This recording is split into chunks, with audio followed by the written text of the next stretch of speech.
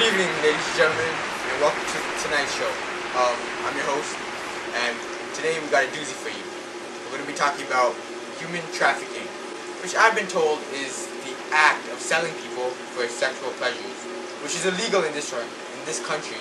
It's too bad because I might have practiced it. The lineup for today's show is pretty simple. We have an actual trafficker who's going to tell us about his experiences, followed by three philosophers who are going to help us get a concrete feeling or concept of human trafficking itself. So let's not delay it any further and welcome our first guest, who would like to be known as Mr. R&W. So ladies and gentlemen, put your hands together and welcome our first guest.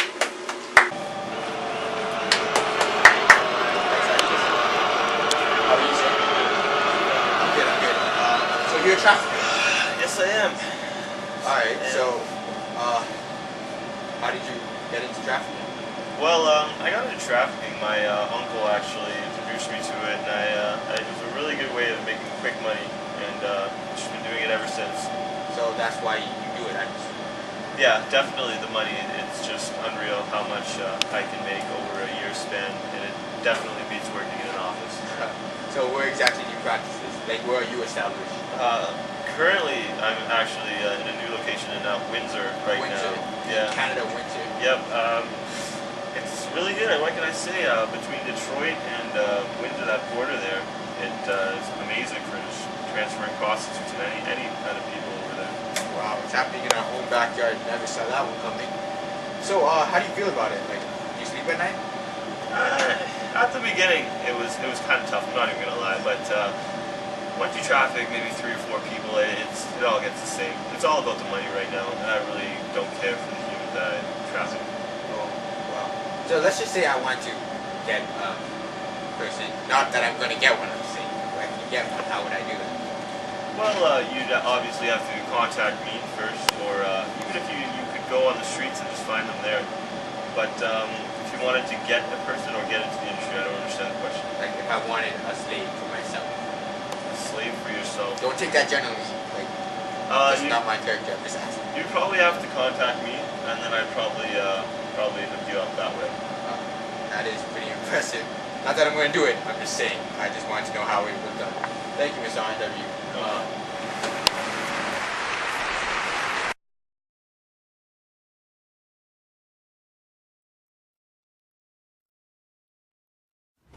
Dad!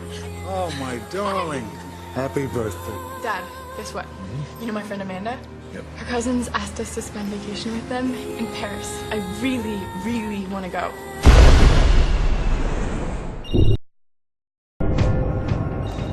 Hi, Daddy. You were supposed to call me when you left. There's someone here. What? Oh my God, they got Amanda. They're coming. All right, listen to me. Go to the next bedroom. Under the bed. Tell me when you're there. Thank you. Now, the next part is very important. They're going to take you.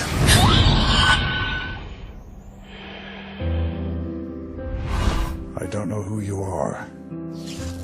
I don't know what you want. If you're looking for a ransom, I can tell you I don't have money. But what I do have are a very particular set of skills. Skills I've acquired over a very long career. Skills that make me a nightmare for people like you. Where are they? If you let my daughter go now, that'll be the end of it. You have a 96-hour What? to never finding her. No. But if you don't, I will look for you. Where is she? I will find you. I will kill you.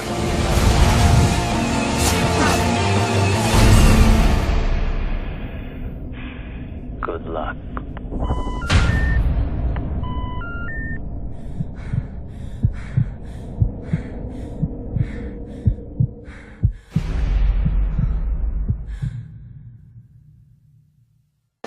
And I'd like to welcome our first philosopher, Aristotle.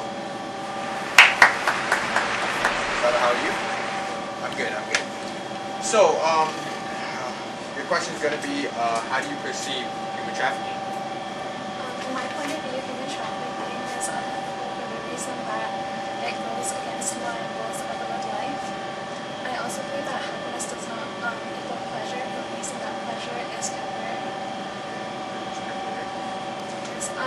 When people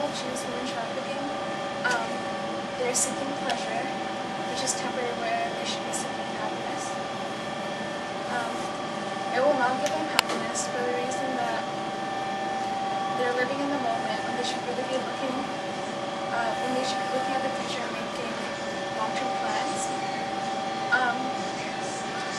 Moving on, humans are rational animals. We must base our actions on reason.